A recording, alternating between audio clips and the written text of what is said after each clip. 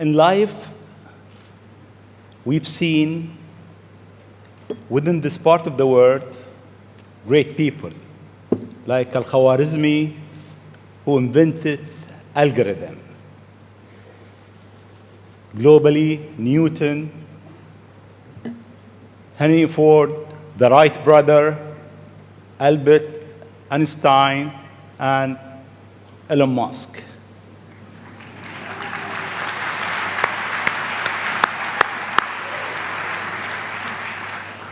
It seems you are in a rush. You want to go to places that nobody been. You are reinventing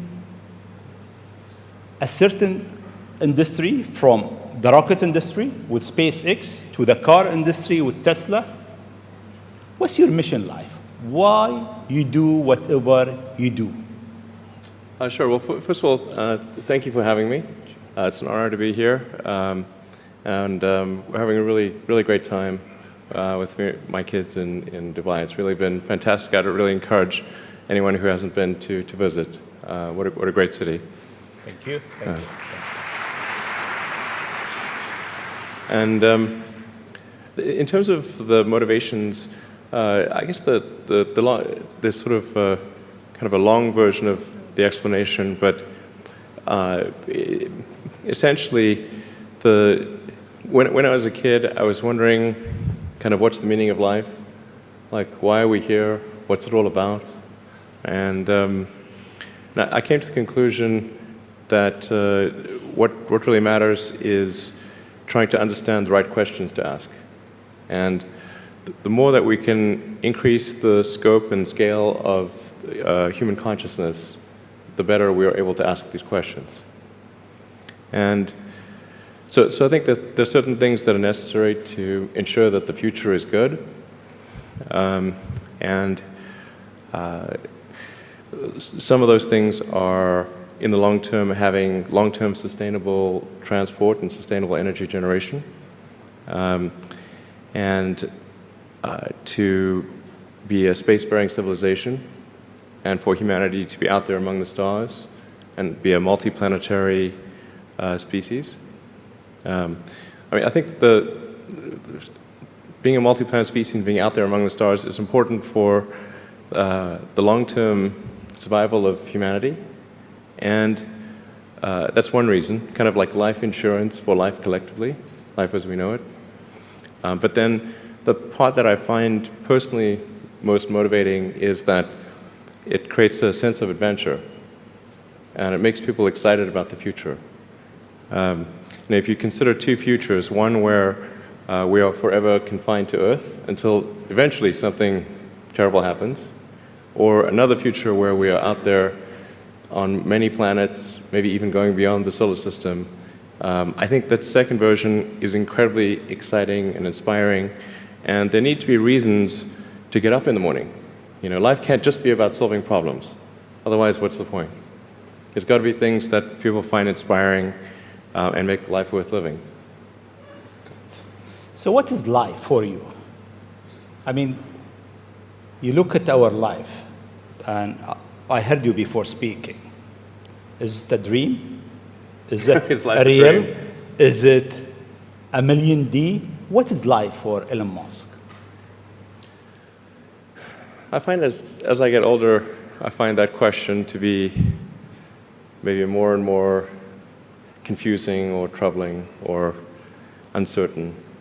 I think particularly when you see the advancement of something like video games, you know, like say 40 years ago, you had video games. The most advanced video game would be like Pong, where you had like two rectangles and a dot. You're like batting it back and forth. I played it. Oh yeah, like me too, exactly. I That's played Pong. Exactly. It sort of dates you a little bit, but yeah, we both played the same game, and that was like, wow, that was a pretty fun game at the time.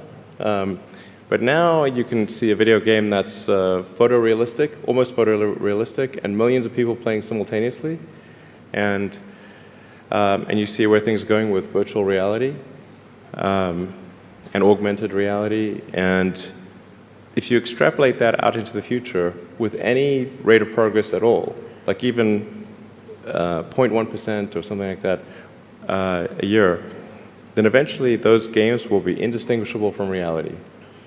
They'll be so realistic, you will not be able to tell the difference between that game and the reality as we know it. And then it seems like, well, how do we know that that didn't happen in the past and that we're not in one of those games ourselves? Interesting. Interesting. I mean, could be. Everything is possible in life. I mean, yeah, particularly like things seem to be accelerating to something. Isn't it? I mean, if we look at our life, it seems in the past 100 years, life been accelerating quite fast. Yeah. In the past 20, It's much getting faster. Faster and faster. Is it more slow? So my question is really, how life will be in Earth 20, 30, 50 years from now? Our education, our transport. How do you see it? Well, I think this is one of those things that's quite difficult to predict. When you think of, say, the first controlled powered flight was 1903 with the Wright brothers.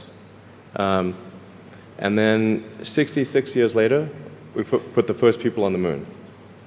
I mean, if you'd ask people, say in 1900, what are the odds of, man landing on the moon, they would have said that's ridiculous. And if you try to talk to them about the internet, they would not even know what the heck what are you even talking about? Like, this sounds so crazy. But today, with a $100 device, you can video conference with anyone in the world, on the other side of the world. And if you have a Wi-Fi connection, it's basically free. Free to have an instant visual communication with anyone, or even with millions of people. With social media, you can communicate to millions of people simultaneously. You can Google something and ask any question. It's like an oracle of wisdom that you can ask almost any question and get an instant response. It would have been incredibly difficult to predict these things in the past, even the relatively recent past. So I think the one thing that we can be quite certain of is that any predictions we make today for what the future will be like in 50 years will be wrong. That's for sure. I mean, I think directionally, I can tell you what I hope the future has, as opposed to maybe what it will be, because this may just be wishful thinking. I hope we are out there on Mars and maybe beyond Mars, the moons of Jupiter. I hope we're traveling frequently throughout the solar system, perhaps preparing for missions to nearby star systems. I think all of this is possible within 50 years. And I think that would be very exciting to do that. And I think we'll see autonomy and artificial intelligence advance tremendously. I think that's actually quite near term. My guess is in probably 10 years, it will be very unusual for cars to be built that are not fully autonomous. 10 years. 10 years from now. Yeah. I think almost all cars built will be capable of full autonomy in about 10 years. As it is, the Tesla cars that are made today have the sensor system necessary for full autonomy, and we think probably enough compute power to be safer than a person. So it's mostly just a question of developing the software and uploading the software. And if it turns out that that more compute power is needed, we can easily upgrade the computer. And so that's all Tesla's built since October of last year. And other manufacturers will follow and do the same thing. So getting in a car will be like getting in an elevator. You just tell it where you want to go, and it takes you there with extreme levels of safety. And that'll be normal. It'll just be normal. Like for elevators, there used to be elevator operators. You get in, there'd be a guy moving a lever. Now you just get in, you press the button, and that's taken for granted. So autonomy will be widespread. I think one of the most troubling questions is artificial intelligence. And I don't mean narrow AI, like vehicle autonomy I would put in the narrow AI class. It's narrowly trying to achieve a certain function. But deep artificial intelligence, or what is sometimes called artificial general intelligence, where you could have AI that is much smarter than the smartest human on Earth. This, I think, is a dangerous situation. Why it is dangerous? I mean, there is two views. One view is artificial intelligence will help humanity. There is another school of thought is artificial intelligence is a threat to humanity. Why is it? Well, I think it's both. You know, it's like one way to think of it is imagine we were going to be visited. Imagine you were very confident that we were going to be visited by super intelligent aliens in, let's say, 10 years or 20 years at the most. Super intelligent. So you think within 20 years yes, we'll have alien in Earth? Well, digital superintelligence will be like an alien. It will be like an alien. Yeah. But my question is, do you think there is other intelligent life outside the Earth? It seems probable, but I think this is one of the great questions in physics and philosophy, is where are the aliens? Maybe they're among us, I don't know. Some people think I'm an alien. Not true. Not true. But maybe we are alien. Of course I'd say that, maybe wouldn't we I? are alien, Ellen. I mean, if you look at this part of the world, Yeah. they believe that human beings are not from Earth. They came from somewhere else. Eve Maybe. and Adam came from somewhere else to Earth. So in a way, human being alien to this land. Do you think we'll make contact with alien within the next 50 years? Well, that's a really tough one to say. I mean, if there are super intelligent aliens out there, they're probably already observing us. That would seem quite likely, and we just are not smart enough to realize it. But I can do some back-of-the-envelope calculations, and any advanced alien civilization that was at all interested in populating the galaxy, even without exceeding the speed of light, even if you're only moving at, say, 10 or 20% of the speed of light, you could populate the entire galaxy in, let's say, 10 million years. Maybe 20 million years max. This is nothing, you know, in the grand scheme of things. Once you said you want to die on Mars, why? I don't, to be clear, I don't want to die on Mars. But it's like, I mean, we're all going to die someday. And if you're going to pick some place to die, then why not Mars? Okay. You know, if we're born on Earth, why not die on Mars? Seems like maybe it'd be kind of exciting. But so I think, given the choice of dying on Earth or dying on Mars, I'd say, yeah, sure, I'll die on Mars. But it's not some kind of Mars death wish. And if I do die on Mars, I just don't want it to be on impact. Okay. Got it. Yeah. Let's come back to Earth, actually. Okay. You tweeted that you are building a tunnel under Washington, D.C. Why? What is it? Well, it's a secret plot. Okay. Just between us. Okay. Nobody heard you? Yeah, exactly. Please keep that secret. Well, I think this is going to sound a little. I mean, it seems like somewhat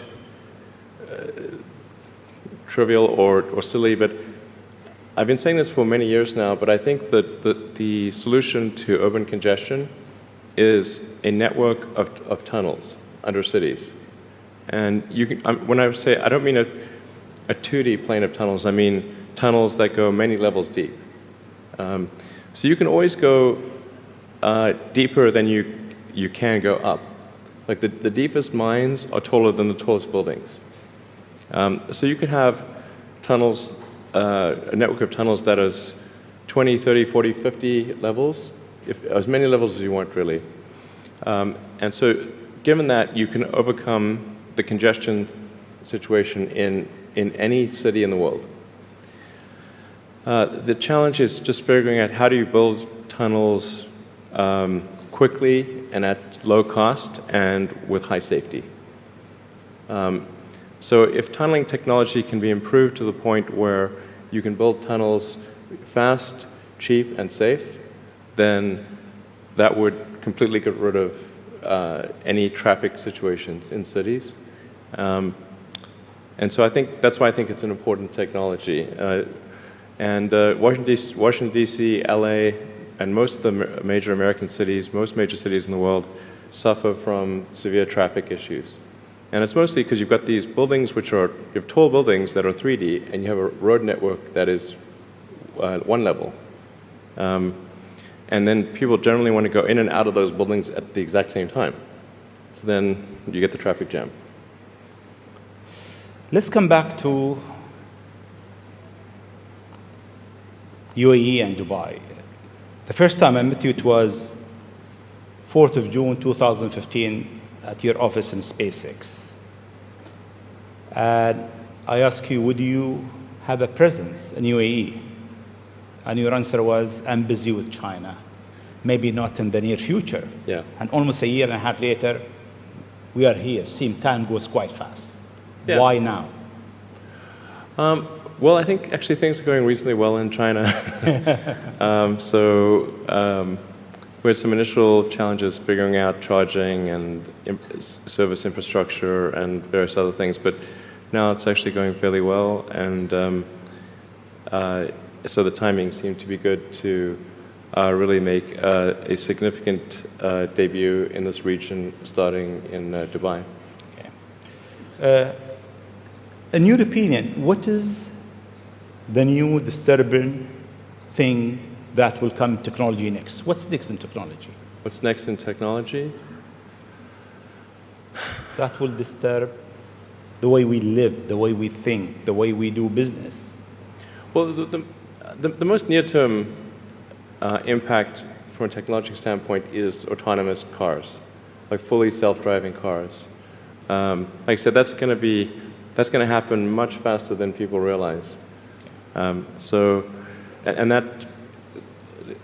going to be a great convenience to be an autonomous car, but there are many people whose jobs it is to drive.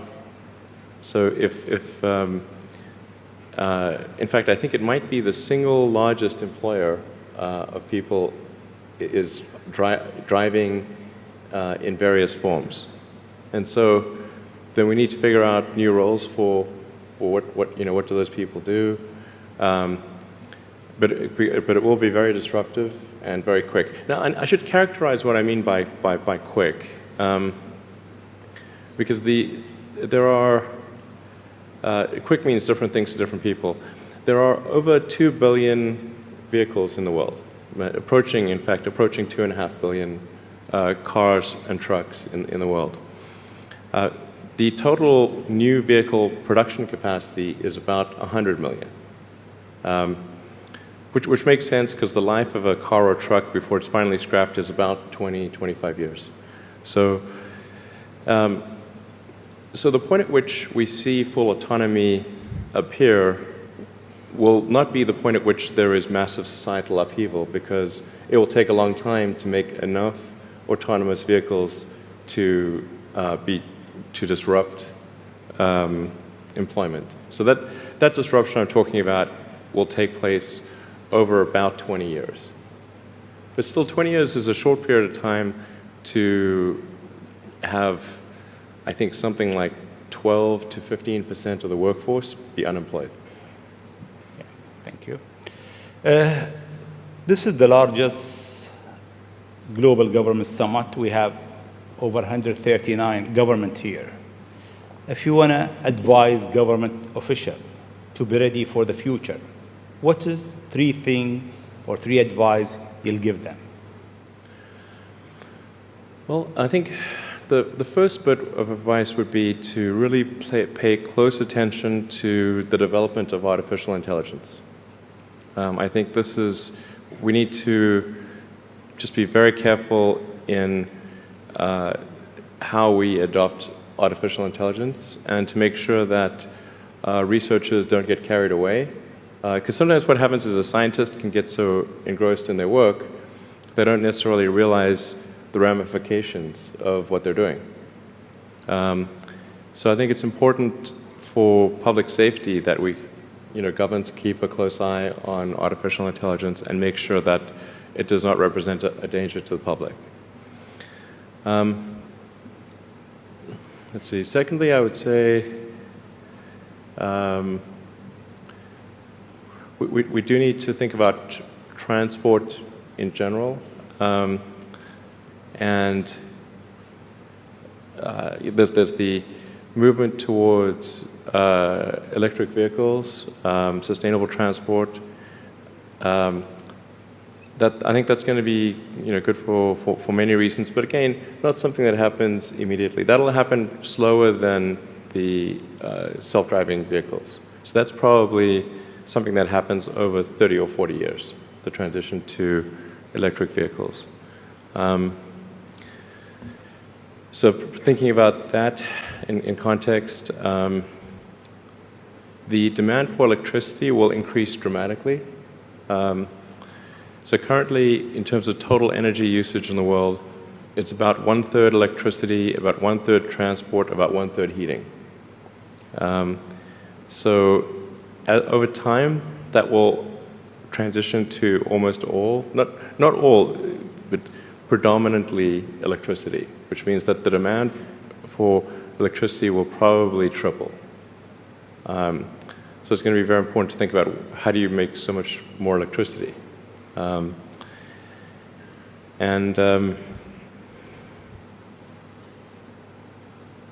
Seem they have an easy job. That's it. There is no more challenges for them.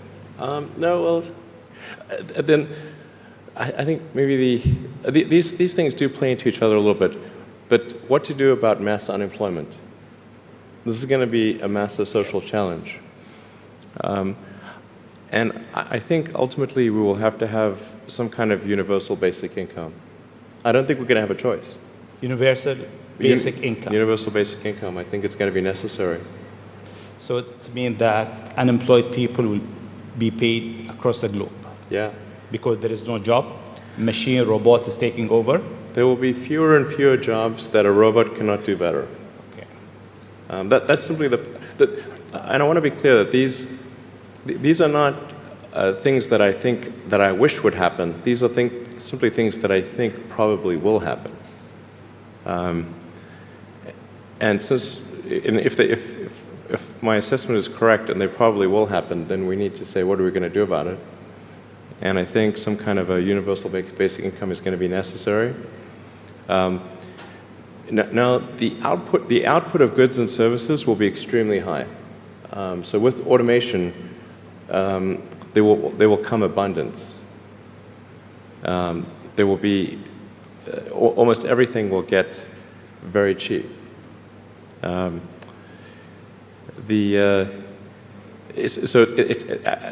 think I think we'll just end up doing a universal basic income. It's going to be necessary. The harder challenge, much harder challenge, is how do people then have meaning? Like a lot of people, they derive their meaning from their employment. So if you don't have, if you're not needed, if there's not a need for your labor, how do you? What's the meaning? Do you have meaning? Do you feel useless? That's a much harder problem to deal with. And then how do we ensure that the future is going to be the future that we want, that we still like? No, I mean, I do think that there's a potential path here which is, and we're really getting into science fiction or sort of advanced science stuff, but having some sort of merger with biological intelligence and machine intelligence. To some degree, we are already a cyborg. You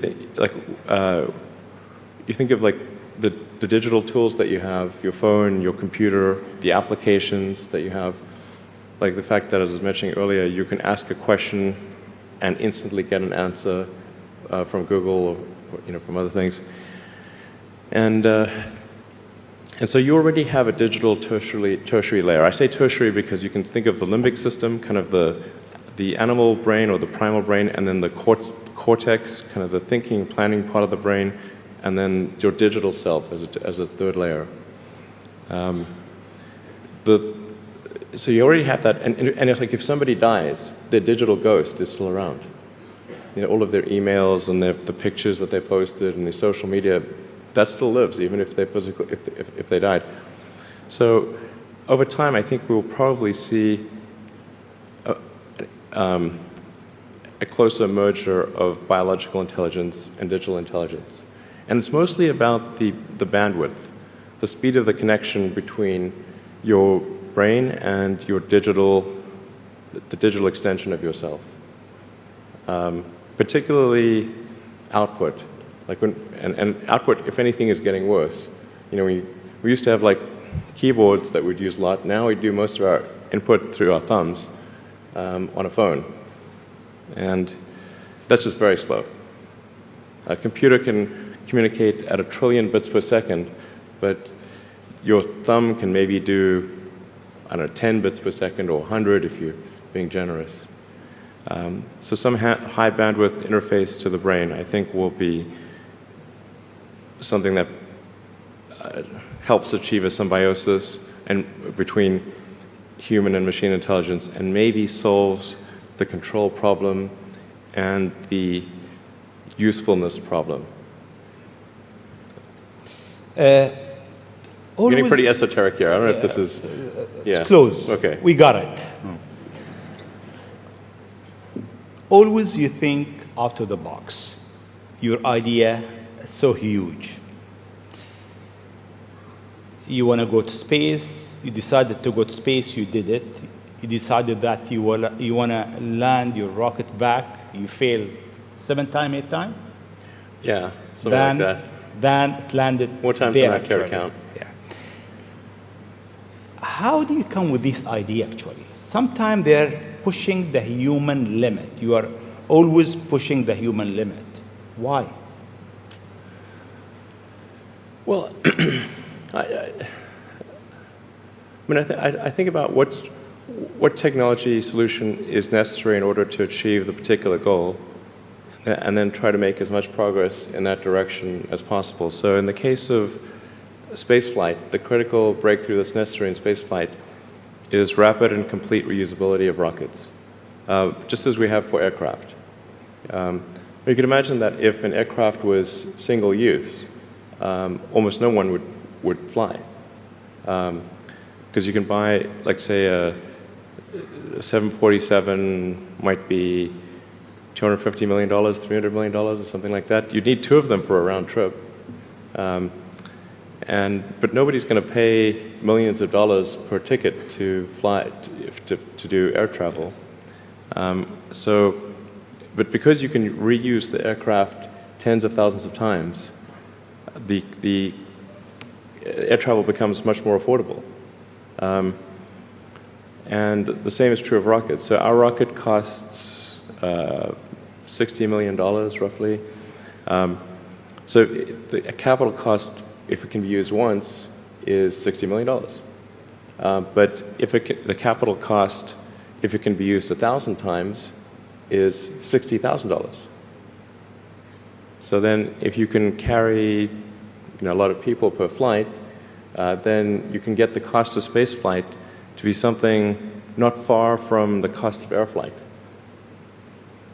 So it's extremely fundamental. Because Earth's gravity well is quite deep, Earth has a relatively, fairly high gravity, the difficulty of making a rocket reusable is much greater than the difficulty of making an aircraft reusable. And that's why a fully reusable rocket has never been developed thus far.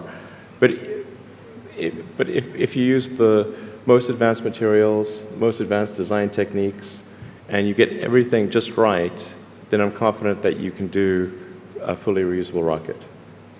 Fortunately, if Earth's gravity was even 10% stronger, I would say it would be impossible.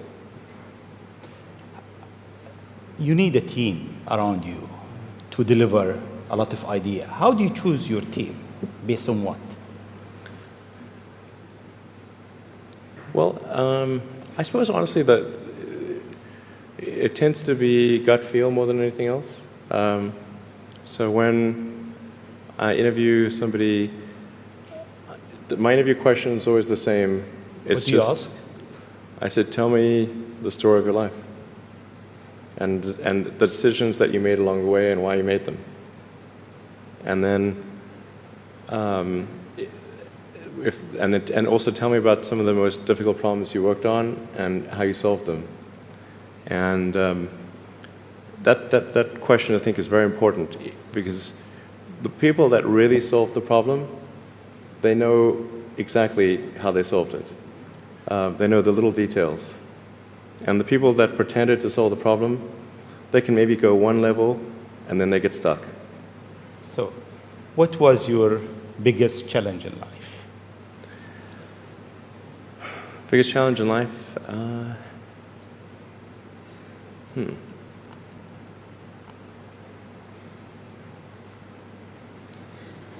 No challenge. Well, no, there's a lot of them. I'm trying to decide which is which is the worst.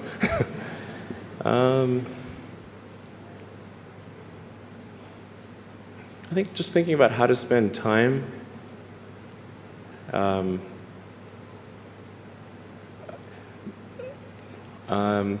of the biggest challenges, I think, is making sure you have a corrective feedback loop, and then maintaining that corrective feedback loop over time, even when people want to tell you exactly what you want to hear. Okay. That's very difficult. Yes. Time is over. I'll ask you just one last question, Sure. if you allow me. In the World Government Summit, we have so many people so many young people actually, from across the globe. If you have an advice to them, young people globally who want to be like Elon Musk, what's your advice to them? I think that probably they shouldn't want to be. You? I think it sounds better than it is. Okay.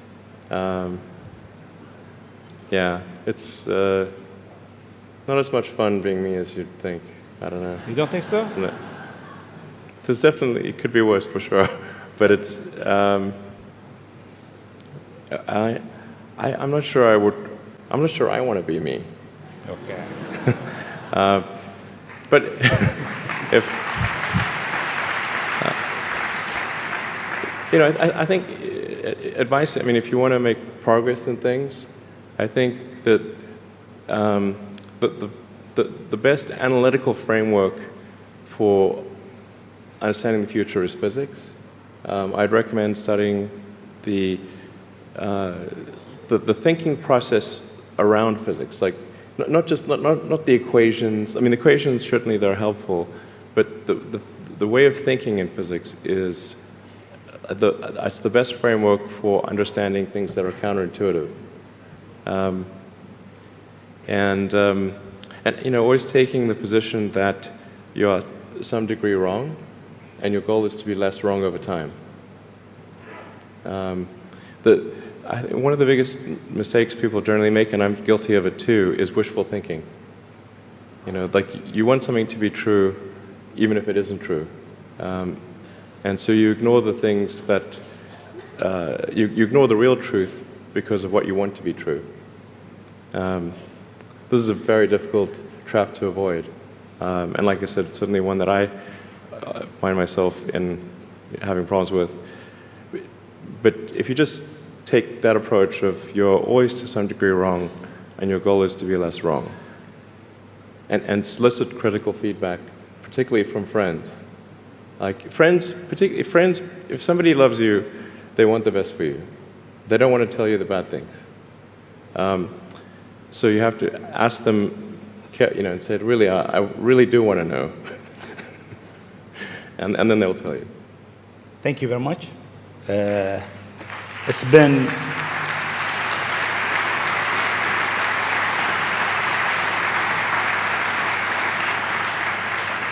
It is great for the World Government Summit to have a legend who's creating the future for humanity to share his thought, his idea, his vision, his challenges, and his hope for life. Thank you very much. Thank you for having me.